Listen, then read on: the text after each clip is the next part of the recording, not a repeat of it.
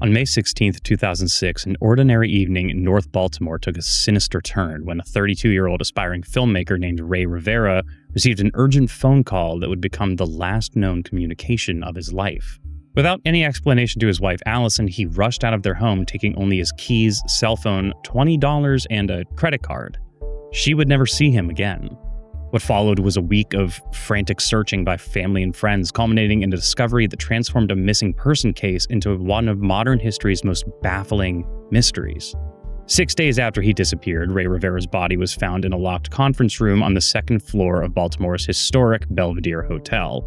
Located just across the street from his workplace, it's Stansberry & Associates Investment Research. The scene was immediately suspicious. Rivera had seemingly fallen through a hole in the ceiling, but his eyeglasses and phone were later found undamaged on the hotel's rooftop. The Baltimore Police Department initially concluded that his death had been a suicide, but this explanation never satisfied those close to Rivera, nor did it account for the number of inconsistencies in evidence and witness statements. The case then gained international attention in 2020 when Netflix featured it in their reboot of Unsolved Mysteries, reigniting public interest and bringing new scrutiny to the investigation. As millions around the world delved into the details, questions resurfaced en masse. Who made that urgent phone call? Why did Rivera end up at the Belvedere Hotel? And what secrets did he take with him to the grave? Strange details surrounding his final days made the story even more perplexing. For instance, Rivera had left a cryptic note taped to his computer, which an FBI investigation later determined was not a suicide note, but rather appeared to be psychotic ramblings. Stansberry & Associates also had a somewhat controversial history, and a $5,000 reward for information about Rivera's death posted by his employer, Porter Stansberry, struck many as odd. And though the parking garage adjacent to the Belvedere Hotel had video surveillance, detectives apparently never obtained footage from the night in question. Nearly 2 decades later, the case remains officially unsolved, though it is still open.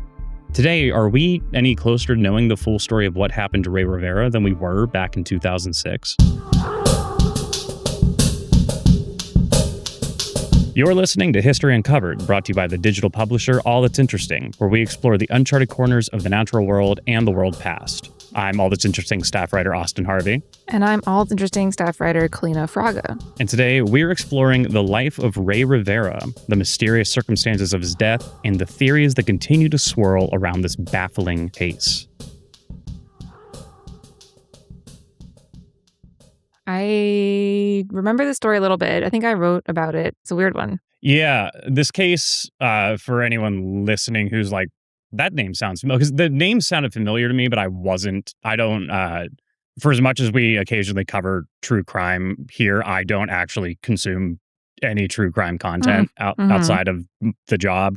So I don't watch like Unsolved Mysteries. But when Netflix rebooted that in 2020, people had maybe a little bit more time to binge some shows that year.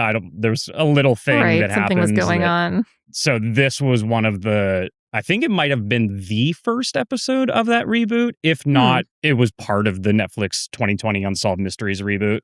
And so as a result of that and everyone being stuck at home, and I think 2020 was also the year TikTok really started to blow up as a thing. Maybe 2019. I know I was late to it, but I think all these kind of these different circumstances came together. So this case kind of got blown back up, despite being at that point in time 14 years since the events happened. So people might be somewhat familiar with the case of Rey Rivera just because of that.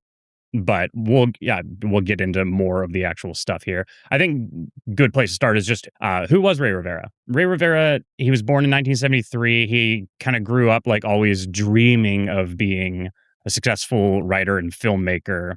He then later in life met a woman named Allison who would eventually become his wife. And they relocated from California to Baltimore in 2004, which already seems like a weird decision to make for your filmmaking career. That's true, yeah. Baltimore not really known for its film scene when compared to California. I guess it wasn't like The Wire filmed there around that time. Maybe. I mean, they filmed stuff everywhere. They filmed Stranger Things in Atlanta, except that one episode they filmed in Pittsburgh that we pretend doesn't exist. I mean, they're filming The Pit. Actually, I don't even know if they filmed The Pit here, but it is set in Pittsburgh. There, yeah, right. So, they filmed Batman, they filmed The Dark Knight here, but then they filmed The Dark Knight Rises here, despite having never filmed. So they film all over the place. But it does feel to me like if you're trying to get your start in like filmmaking and writing, California might be better, especially in Yeah. 2004 when things were not quite as online. Mm-hmm. But the move makes a little bit more sense when you consider that he actually had a job lined up uh, with this guy named Porter Stansberry, who we will discuss in more depth later on. The two of them had a connection already, though. Porter Stansberry and Ray Rivera played water polo in high school together. So Porter Stansberry went on. I think he's kind of like an investor, just like at a certain point in business. I think you're just a business guy. Like, I don't think I don't think what you actually do matters. You're just doing the business. So he's a business guy. Uh-huh. He was part of the Stansberry and Associates Investment Research, which was a subsidiary of Agora Publishing. And they kind of published finance books and newsletters and produced finance content. That's what I mean. That's what I mean. Whereas he's just a business guy. Mm-hmm. It's like, what do you do? I do investment research. Right. It's like, I don't know. You deal with money, you business stuff. Yeah. It sounds like a severance type of job title. Right. And so despite having no background in finance himself, because Rivera knew Porter Stansberry, they were like, hey, actually, we could use your creative talents over here. The first time in history that anyone's ever said, we value your creative talents at this finance place. Right. Normally the first people on the cutting block, but in this case it was actually like, hey, I know you do this sort of like video thing. Mm-hmm. Why don't you come over here and do it for us? So he joins the company to produce videos and marketing materials. By all accounts, people like really liked him. He was described as ambitious, talented. He had just married his wife not too long before that, and they were planning a future together, and everyone was like, yeah, he's very in love with his wife. And he, on the side, was also working on a bunch of creative projects. And it seemed like he was kind of like doing the thing, like succeeding and like placing all the building blocks to really establish a good life for himself. Mm-hmm. Unfortunately, because otherwise we wouldn't be talking about this, that's obviously not what happened. Right. The timeline of the final days is a little confusing, and there's some weird inconsistencies in the accounts and just general funkiness with it. But on May 16th, 2006, Ray Rivera received what seemed to be a pretty urgent phone call while he was at his home in North Baltimore. At that point in time, a colleague of his wife's named Claudia was staying with them. She later said that once he hung up the phone, he rushed out of the house in a hurry and then just never returned. Only took a few things with him, like $20, a credit card, his phone, and basically nothing else. That call that he received was later traced to Stansberry and Associates, so presumably a work call, though they never actually identified who made the call. He did not return home that night, which is obviously concerning, so his wife filed a missing persons report. And after days of searching, they eventually found his car parked in a Mount Vernon lot near both his job at Stansberry and Associates and the famous Belvedere Hotel, which was like right across the street. Even after this, though, they still didn't find him until May 24th, when three of his friends and coworkers were walking around that parking garage at the Belvedere looking for like any clues as to what could have happened. And they noticed from the top of the garage a hole in one of the lower roofs of the hotel. And they were like, pretty big hole, not a good sign. This was like a more than a week after he disappeared, too, that they found this. Yeah. Yeah, 8 days later. So, and that was, in the middle of that, they found his car. So they knew roughly he was around here, but obviously he hasn't come home. We don't know where he is. So they see this big hole and they're like, that's not a great sign.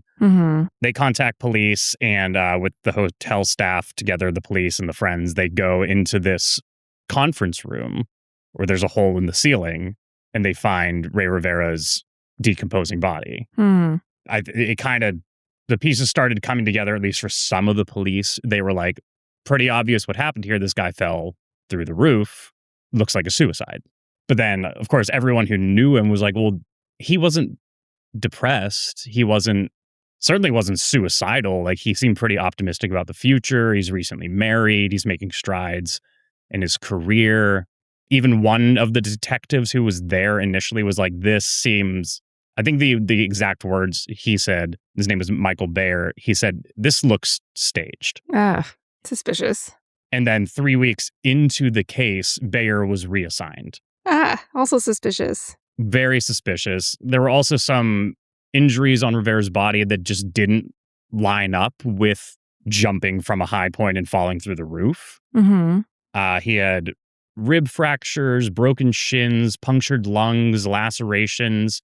And then, like, another weird detail is that his glasses and his phone were found undamaged on the roof still. That doesn't seem that weird to me. I feel like if I was going to jump from somewhere and I was wearing glasses, I wouldn't want to see what I was jumping on. Yeah, but to like leave them on the roof, that's a fair point. I do think leaving your phone is weird, I don't know. especially because 2006, we're not talking like a smartphone. We're talking like a Nokia that could survive a nuclear blast. Right, that's true. So, especially if they're not like, I could see the argument of like, if I'm not suicidal.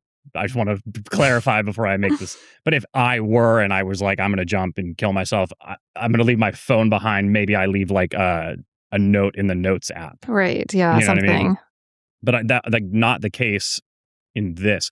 There was a note though, and it wasn't typical suicide note. It was like taped to the back of his computer at home. His wife found it.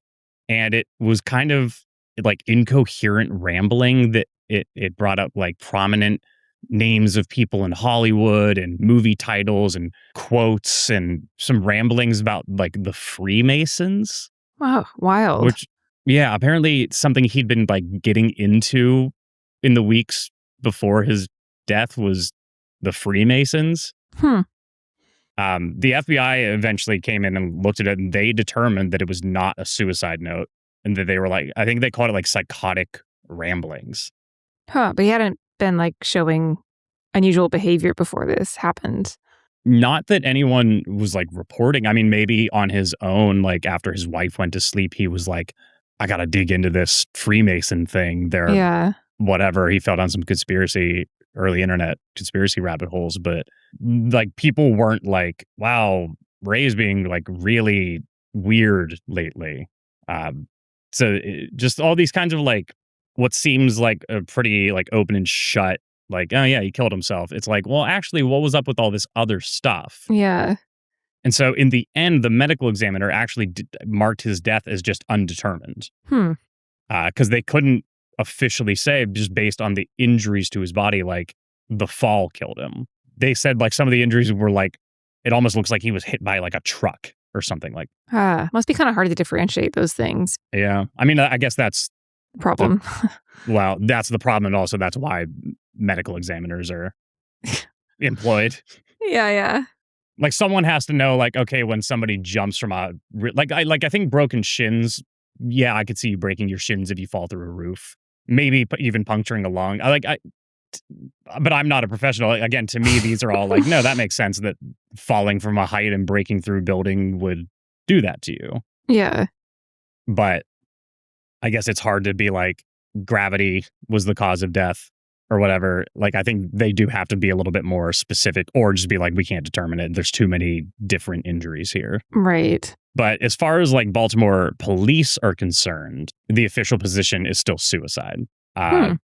Generally, that like the challenges to that theory are the things we've kind of talked about. The lack of a suicide note, which feels more like a formality than a requirement. Yeah, but it is like a good indication of someone's state of mind. Yeah. People tend to leave suicide notes. You don't have to. Right. Yeah. It's not like a requirement. It's not like, okay, you can kill yourself, but you have to leave a note. Right. It's like, well, and even if you do, I mean, even if someone is found with a note, it's like they should investigate it still, depending on other factors. Right, right. So that's one of the things that challenges it. The other is just sort of like his generally positive outlook on life, recent marriage, and then yeah, the bevy of physical evidence on his to like the damage to his body. Uh, I will say, like 2006, I think we've become in the past 2 decades a lot more aware of mental health issues and the ways that like Hmm. depression manifests, especially in men who don't tend to talk about their mental health very often or their health in general. Men just generally don't go to doctors as much. You never know what demons someone's fighting behind the scenes if they're not talking about it. Right. That said, I didn't know Ray Rivera, so like I can't speak to whether or not I'm not going to sit here and like posthumously psychologically examine him and be like, actually, he was really depressed. He just wasn't showing it. I'm just saying that can happen. There have been other instances where someone's killed themselves. People are like, but I thought he was so happy. Right. Yeah, definitely.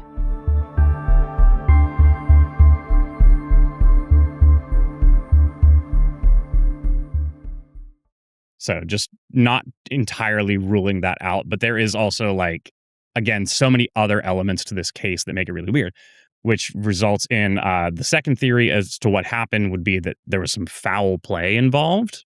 And this hinders on like the inconsistent injuries, that emergency call from work, like right before he dashed out the door.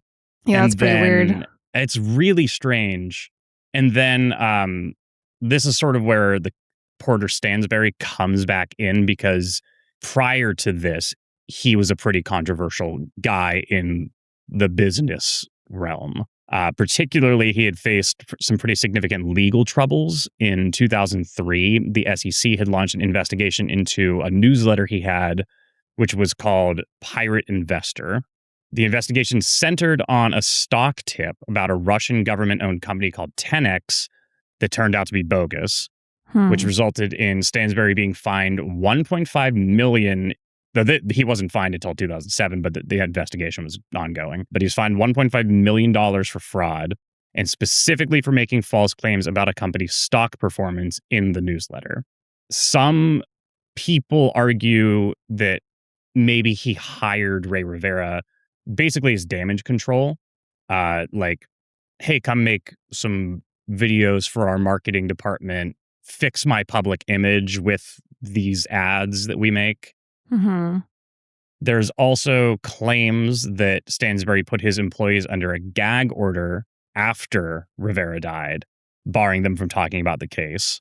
He also made statements that contradicted evidence or were later proven false. For example, he said that Rivera and his wife, Allison, had been seeing a marriage counselor. That just was not true. He also alleged that Rivera was having psychological issues at the time, which he might have, but that's never actually been proven. Hmm. He also declined to be interviewed for the Netflix Unsolved Mysteries episode, which I mean, some yeah. people think's a little suspicious. I could also see him being like, this happened 14 years ago. Like, the guy was my friend, and like, I don't want my name attached to this anymore, but it is still attached to the case because I'm bringing it up. So, Right. Yeah. Yeah. Yeah. Yeah. I think that's like the least damning of what you listed so far. He could right, feel like Netflix is like trivializing the death, or right, lots of right. reasons. I also like I bring all this up just to say that there was generally with Stansberry and Associates, there were some issues, Yeah, it sounds like like it.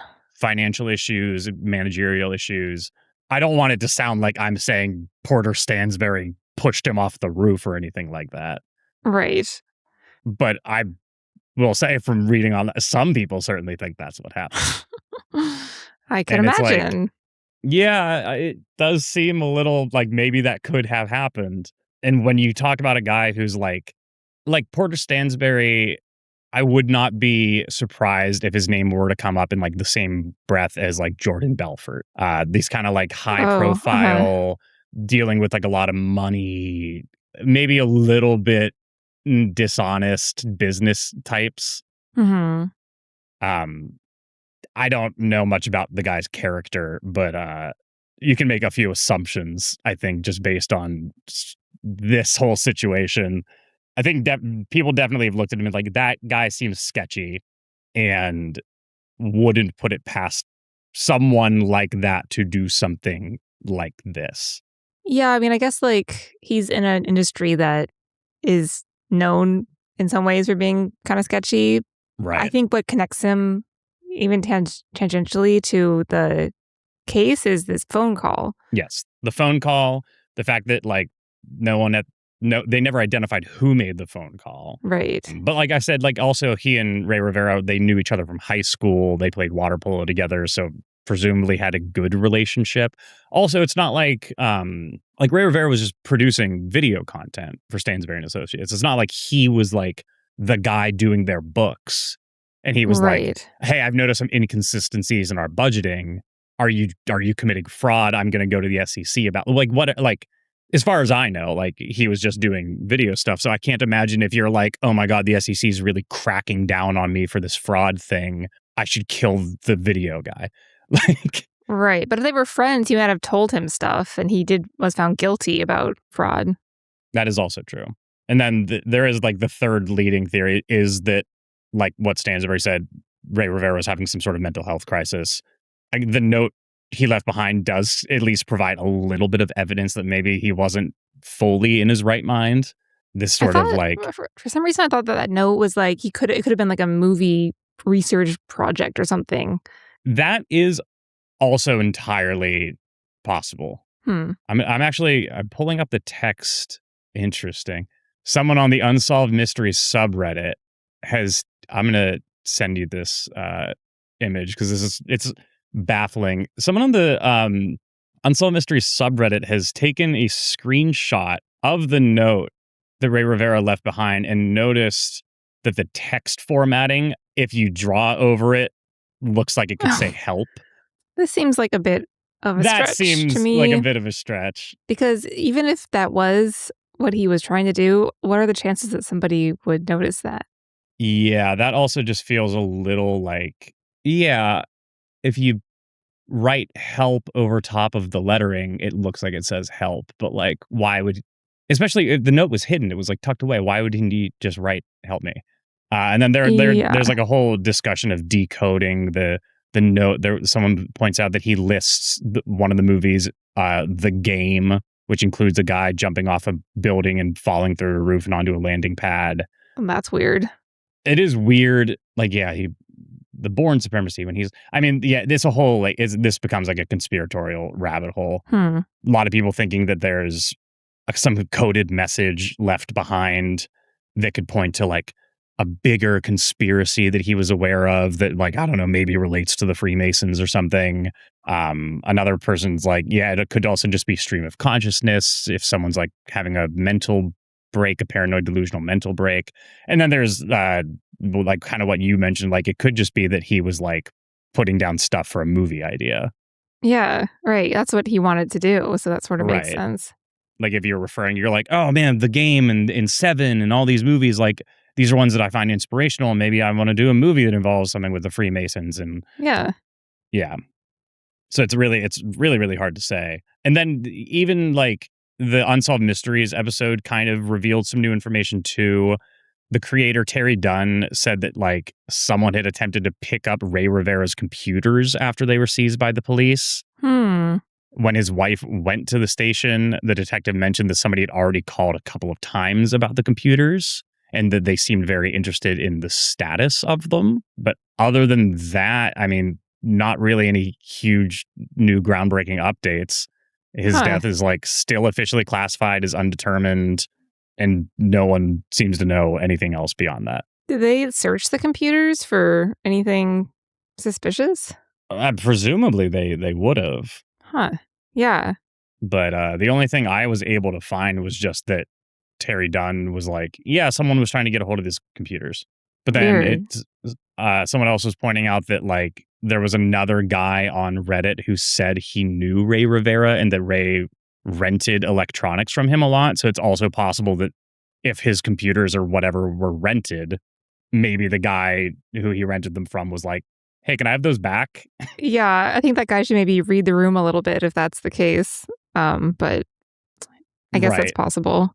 I mean, I'd be pretty upset if I lent somebody something or they were renting something.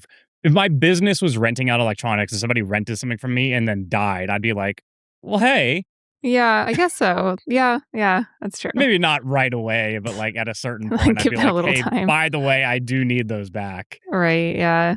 because this is my job. Very strange. I just, there's, like, been no updates, like you said, so it's a very Right. cold case.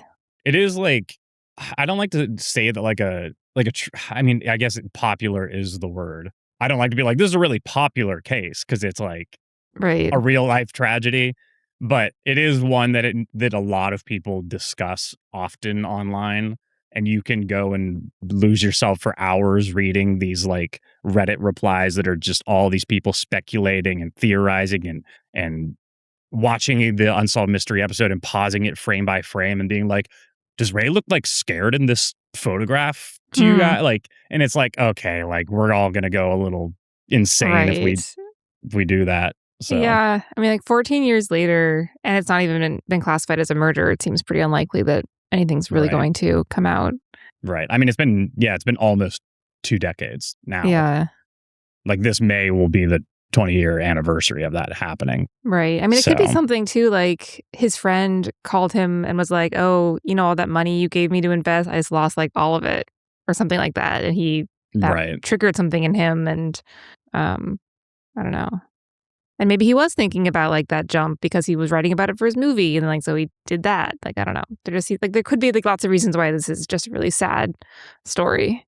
Right. Like I think people really want it to be this conspiratorial like yeah, and he was about to blow the case wide open on his boss and so they had to Right. take him out like because that's exciting and that's like a movie and there's a villain um and it also means that someone could still like get justice. And so I think that's the part that has like made this linger for so long. Yeah, and the Freemasons thing is something that people are like, huh, interesting. Right. They're But involved." I mentioned this before in like casual work conversation, but in high school had a job technically working for the Freemasons. That's right, yeah. Yeah. Or it was like an old folks retirement village and I worked in the restaurant there. But it was I'm not going to dox the place, but Mason was in the name and the Freemason logo was everywhere. Most of the old people there were pretty nice. Like there was nothing I wasn't like, "Whoa, this is crazy." Right, yeah, yeah. Yeah. I can't remember if I mentioned this during our Slack talk about it, but there's like this big cemetery near me. My sister and I were walking around and we saw all these like Freemason. We didn't know what they were, but we asked ChatGPT and it was like, those are Freemason symbols on the graves. I'm like, oh, Yeah. interesting. I mean, yeah, because like when I started that job, my mom got all like, "Oh, the Freemasons," and she like had a book about the Freemasons. She's like, like that's a pretty. There's a lot of conspiracies about them, and I was like, interesting. I also had a podcast for a while with a friend where we talked about conspiracy theories, and obviously Freemasons come up a lot, and they get lumped in with like the New World Order. Yeah. Um, Well, a bunch of founding fathers were Freemasons, weren't they? I was So gonna say, there's wasn't like George Washington a Freemason? yeah, Oh, and then like the Illuminati, that's the other one that always gets brought up. right, because of the Da Vinci Code. Right, right. But like we have a article on ATI that is about the guy who started the Illuminati. Like I think I wrote that. I think you did actually, Yeah. yeah. And it's like it's not Yes. that like secretive. Like No. Well, I don't really remember any details about it, but he was just like a guy who wanted to yeah, do it was this. just kind of like a club. Yeah, Like I'd it's have to not reread my article. It's been a really long time since I wrote it, but yeah. I mean like they like yeah, the Da Vinci Code I think kind of like pushed that and like also like the hey, what's up with the eye pyramid on the back of the US dollar? Like these are right. very classic conspiracy theory things, but like at the end of the day the Freemasons are kind of just people who lay bricks. Or used to at Masons. least. I don't even know if they really do that anymore. So like Right. Yeah. Well, yeah, is a very strange one. yeah, I can totally see why people like why this one has lingered so long in the kind of public eye because it's like, oh yeah, that is really strange. Yeah, there's enough going on. It's like it's an unexplained death, the manner of death is really kind of odd to go through the ceiling like that. Yeah, very like dramatic. Yeah, his notes, this friend of his, the phone call, like there's a lot of just like unanswered questions that there Yeah. are no answers to. Like we'll never know. But I mean, someone made the phone call. They could be like, I'm the one who called him, and here's what it was about. So I think that's kind of like the phone call to me really is like the big linchpin to this, where it's like, if Porter Stansberry called him, I mean, I guess let's pretend we're in a world where Porter Stansberry did murder Ray Rivera. mhm. It's been 20 years. He has not been charged with anything or brought to trial or sentenced. So I guess in that instance, it is actually in his benefit to just keep not saying anything. Yeah, it'd be kind of weird at this point to be like, oh yeah, by the way, that was me who made that phone call. Right. Yeah. And I'll say an innocent man would just be like, I'm the one who made that phone call. I mean, If he did, I don't know. probably, but like if he was already in his like legal trouble about investments and stuff, maybe he was Right. like, I don't want to get more attention on myself and my business and Yeah. stay away. Yeah. I think I'm talking myself into believing the conspiracy now. Because Oh. I'm like, if I made that phone call, even if at the time I didn't want to say anything because I was like in some legal trouble, once that legal trouble was resolved, I'd be like, by the way, I made the phone call and here's what we talked about. Yeah, but what if it took so long for the legal trouble to be resolved, like 10 years, and then it became this huge Netflix case? Like, you don't want that attention, probably. Yeah, but I would want to provide answers to the family, I think. To be like, yeah, I called him, but we were just talking about my legal battle. We weren't. I don't know. I feel like people will be like, why were you silent so long? And you'd be like, for this reason. And they'd be like, no, you weren't. You're guilty. I don't know. People just jump to conclusions so Right. quickly nowadays. That's true. Especially if you saw it become this huge like thing on Netflix and, all these Reddit sleuths. And I don't know. I wouldn't want to even probably touch it if I were him. All right. Fair enough. Fair enough. We'll never know unless he does, or whoever does. Yeah. decide Well, to- again, yeah. Like I'm using him because he's the prominent one. It could have been anybody at the company who called. Yeah, he could have had a whole double life. Right. Who knows? But I think had it not been for that phone call, I don't think this would be quite as like people are still talking about it 20 years later.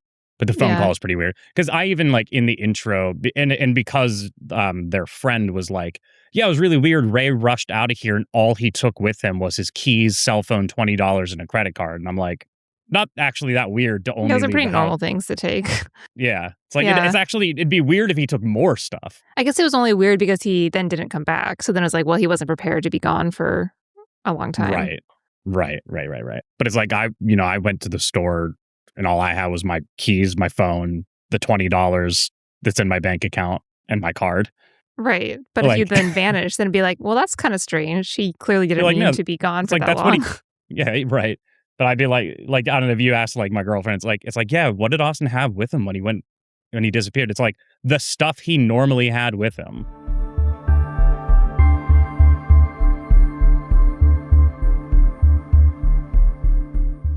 I don't know. It's very strange. Yep. That's all there is to say about it. It's a very weird Very case. weird and very sad. And I hate doing these true crime episodes because when we get to the end and there is no, it's we're like, and that's it. It's like, and that's it. Sorry.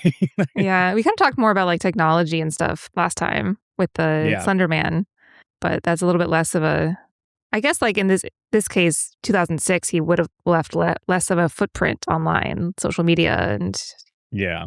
There was one other weird thing that I forgot to bring up, but it was that there was security camera footage from the parking garage, but the police just never got a hold of it for some reason. Also weird. That's another like one of those like suspect things. It's like that's strange that they wouldn't check footage, and that the one detective who was like maybe this isn't a suicide got reassigned. Yeah, but like I mean, he'd been gone for 8 days, so maybe by that point the footage wasn't. Maybe it refreshes after a week or something. And that's a good point. That is a really good point.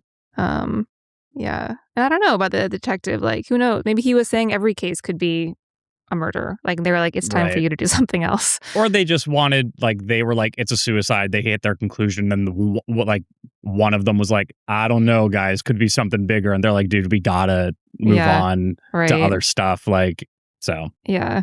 Yeah. There is like a rational explanation for everything, but I can also see why people are like, no, this is something bigger. I totally can too. Yeah. There's enough like ambiguity in like all these questions. Yeah. Well, let us know what you think. Or if you're listening to this and you're that guy on Reddit who rented out electronics, let us know. If not, thanks for listening. Hope that despite the lack of satisfying conclusion to the story, you still enjoyed listening to it. If you want to listen to more from us, of course, we're on Spotify, Apple Podcasts, any of the other podcast apps that use those as like backends, YouTube, Instagram, TikTok, not Twitter, Blue Sky. So follow us there. Check us out at allit'sinteresting.com, where we're constantly publishing articles about stories like this and other random things from history that are, well, interesting. And give us a nice rating on the podcast app of your choice. If you have a story you want us to cover, you can send an email to podcast@allthat'sinteresting.com. You can leave a Spotify comment. You can give us a phone call. Yes, you can at 929-526-3029. Leave a voicemail. And then there's also, of course, if you want more ATI, you can sign up for the newsletter, allit'sinteresting.com/sign up, or you can become a member at allit'sinteresting.com/membership. Yeah. So thanks for listening, everybody.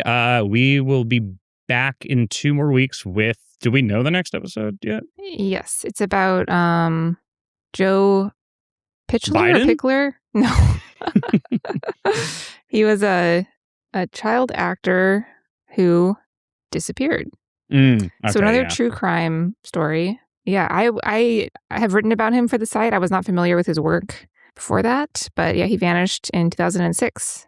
That's right. I remember when we talked about this idea now, because he was in a movie with someone else who is like actually fairly prominent still. Possibly, yeah. So this was an audience suggestion as well. I think it was an email or possibly a Spotify comment, but I think it was an email. But yeah, that's coming up next. Until then, stay warm. It's going to be cold next few weeks. Cold and very snowy. Yes, that's right. All right. Well, we'll see you then. See you then.